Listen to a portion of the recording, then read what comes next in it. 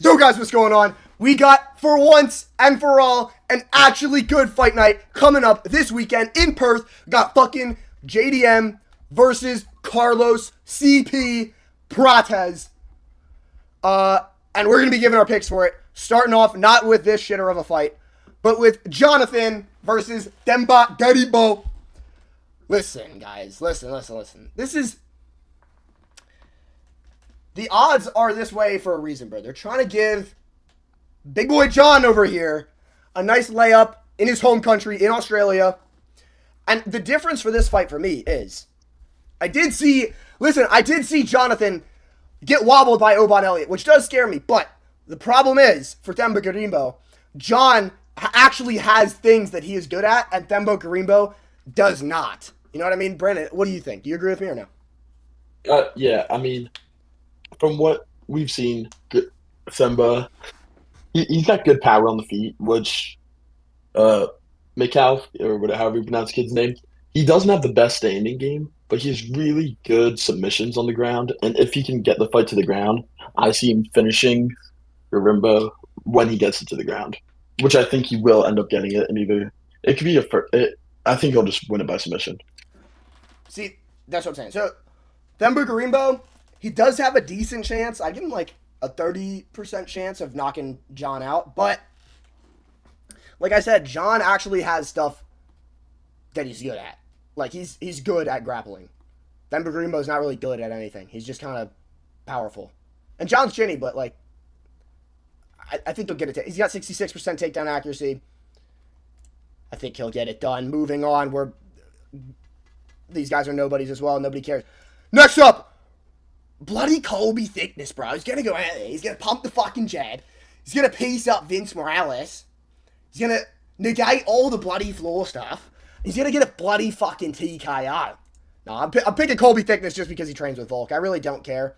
I really don't care what this guy does or who this guy is. Colby Thickness trains with the fucking GOAT Volk, so he's going to win this shit. I don't care what the odds are. He's winning this. Yeah, Steve Morales is also 16-10. Yeah, he's a fucking can, bro. Like, he's getting slimed the fuck out, bro. Thickness to beat. Yeah, for real.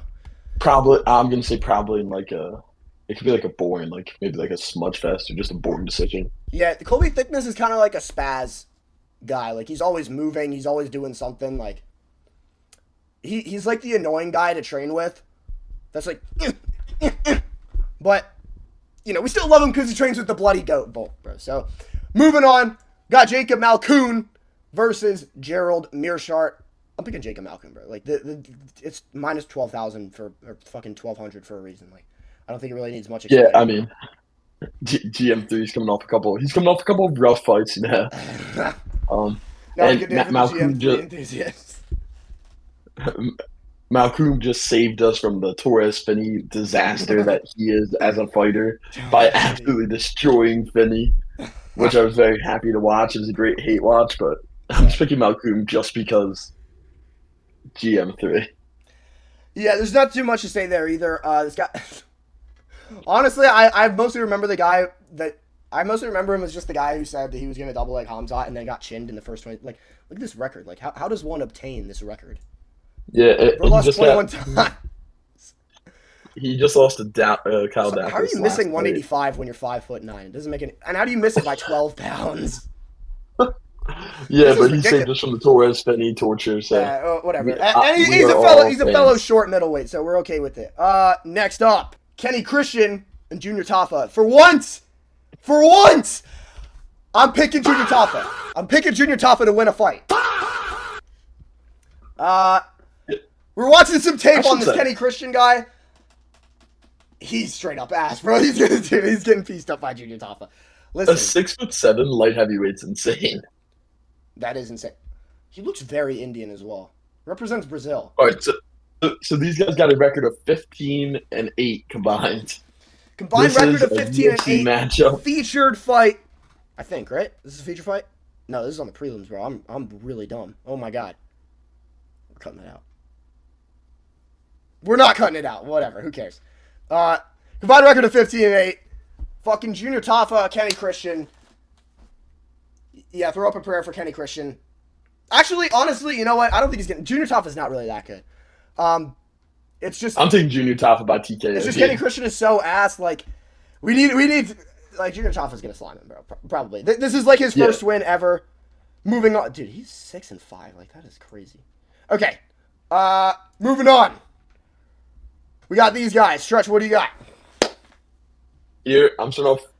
I got Cam Rouston winning. I mean, he might be able to find a TKO. He had a good performance last fight at 325. And this is another one where they're just giving him another person for the Australian to beat at home, Yeah. and then he's going to fight on the next Australian card. People like this, they don't leave the country; they just fight on the Australian cards, and they give them cans. Yeah, They're they not probably looking don't to have make title passports or runs. something like that.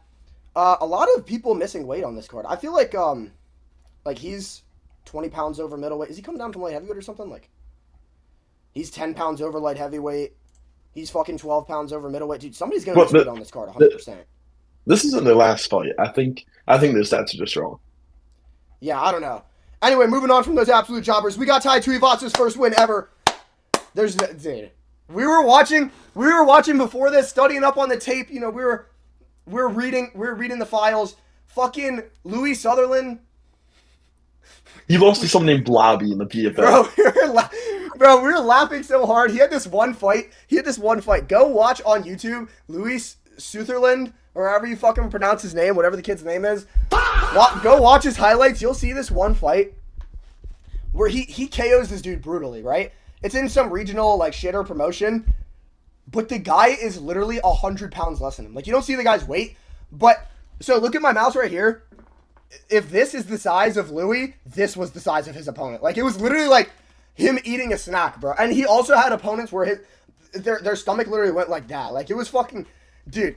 He was beating up. These 10 wins are all absolute can jobbers who are either nowhere near big enough for heavyweight or just too fat to be an athlete. Tai Tuivasa is also too fat to be an athlete, but at least he like dropped Cyril Gahn that one time. This is the biggest can of all time. If Tai Tuivasa doesn't win this, don't even go to Dirty Boxing. Don't go to the Misfits. Just hang it up. Like literally fries bag. I think also keep in mind Sutherland's 0-2 in the UFC so far. I, I think like the bathroom break in the locker room after the Tai Tuivasa Taco Bell is a harder fight than this fight against Sutherland for him. You don't have to highlight that. He missed heavyweight.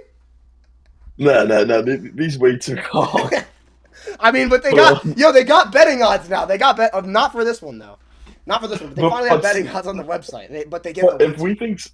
we think Sutherland's bad, think about him coming in on short notice. Oh no, It's going to be so much worse considering he took the fight this week or bro, he's like gonna three miss days weight. ago from now. Sutherland's gonna miss weight. Anyway, we're This is predicting a going to be a Tai catchweight Tuivasa bout. round. This is a heavyweight catchweight bout. You know, I was gonna say round 1 KO, but imagine this goes to decision. I could see it. We are all doing shoeies after Tai Tuivasa wins. I don't like Tai Tuivasa. I'm gonna be honest. I'm not a fan because I think shoeies are fucking disgusting, bro. I think shoeies are gross, dude. I can't like. We are all doing shoeies after he wins. In the recap video, there will be a shoey done. Ugh. Oh my god, we're doing a recap for this card. This is like, or I'll probably be doing a recap for this card at least. But this is a good ass fight night. Anyway, moving on to And he will another be doing a fatty. shoey in it. I'm picking fucking Shamil Gaziev, bro. I don't care what this guy's done. I'm picking Shamil. I pick Shamil Gaziev to beat every heavyweight on the planet. Now, I'm gonna be honest. I'm picking Shamil Gaziev because he's a meme. I don't care enough to break it down. It's on it like, dude, it's a fucking low ranked heavyweight fight. Like neither of these guys are that good. But yeah, we're gonna be biasly picking Shamil Gaziev here, you know. All right, I'm picking Perkic, or however you pronounce the kid's name. He's on a fancy little two fight win streak. You know, One he of them is just against made into Sutherland. the One of them is against just made Sutherland. into the UFC. Yeah. He's got 2 fight win streak there. I think he'll be able to hold up against Shamil once it enters around later than half a round when Shamil gasses out. And I think he'll come away with a TKO when Shamil's like gassed out. Have you considered maybe Shamil eats him? I mean, we're all rooting for the Shamil win, so that way McDonald's finally releases the Shamil the Mio deal. But Or, or Shamil uses the volleyball experience. He fucking slams him right on his bitch ass head. What about that? yeah. I mean, and if Shamil wins this fight, we all know the title walk is continuing. Dude, Shamil's so fat, bro. Okay. In all seriousness, I'd probably pick Brando. Just because he's actually, somewhat athletic and has cardio beyond 2 minutes. But, actually, I'm sticking by my fucking guns, bro. I'm picking Shamil Gaziev, dude. I don't give a shit. I don't care. I'll pick it Shamil Gaziev. Moving on. Got Steve Erceg. Listen. I'm picking Steve Erceg, bro. He had a rough skid, but he won. He got his confidence back. Tim Elliott, it's time to no longer be ranked number 12. For the first time in his entire life, he will be ranked number 13.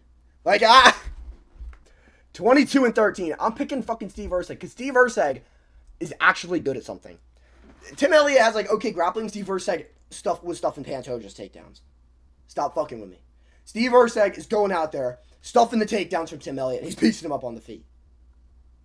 Yeah, I mean, right now he's in the bounce back stage from the Dominic Reyes storyline. Yeah. So he's gonna KO Tim Elliott, is what you're saying, right? That's what we're picking to happen. So, listen, he got robbed, not really, versus Pantoja. Probably throw up, but it was a close fight with Pantoja, right? Which he didn't really deserve. And then he goes and gets chinned and chinned and chinned. And now, like Dominic Reyes, he's starting to bounce back. So we're picking him to fucking knock Tim Elliott out. Listen, okay, we're biased towards Americans most of the time, but not Tim Elliott, bro. He's been around too long. Steve Erceg, he's an up-and-comer too. Fuck with Steve Erceg, bro. Come on, man. Stop playing with me, right? We are picking Steve Erceg to fuck Tim Elliott up. Now, Brandon, you're fencing this fight. Tell us why. I mean, I don't know what it is. I mean, the older generation that they've been keeping up with the newer generation. They've been fraud checking all of them. I feel like Sal Kid hasn't. Yeah, and I feel like Sal Kid hasn't shown this crazy power. I'm not saying he can't chin Dariush. I'm picking Sal Kid, but I feel like Dariush, he's better on the ground, and he might just be able to sneak out a decision victory. No, I think if he gets hit once, he's fucked. I am picking Sal Kid. I'm picking him by a round of KO with that. I could see a Dariush decision. Maybe, but dude, I think Quillan Salkild's really good. I'm very high on Quillan Salkild. I think he has top 7, maybe once he he matures a little bit, he gets a little bigger for the division as well. Down the road, maybe top 5 in the world, but Beneil's on that, bro. Beneil, I think it might be the chinniest fighter in the UFC. He got chinned so bad by Benoit in literally 2 fucking seconds.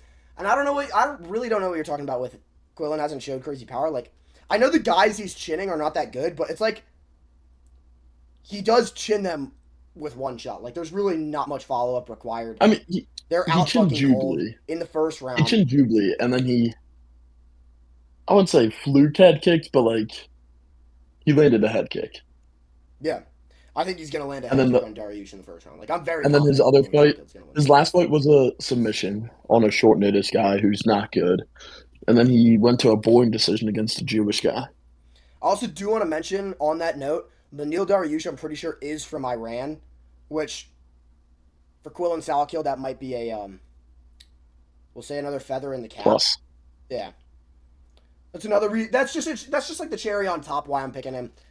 Anyway, well, I mean, he claims America, but I wouldn't be mad at a Beneil Dariush win, but it's I think it's kind of obvious that Quillan's gonna win. I mean, maybe if Beneil gets him down in the first 10 seconds of every single round, but Quillan's a good grappler. I think he can stuff takedowns. I think he can scramble his way back to his feet. And he's quick twitch as well. Beneil's a really slow grappler. He's also got a reach advantage over him, so you can kind of keep him at bay. And Beneil Dariush got dropped by Moicano.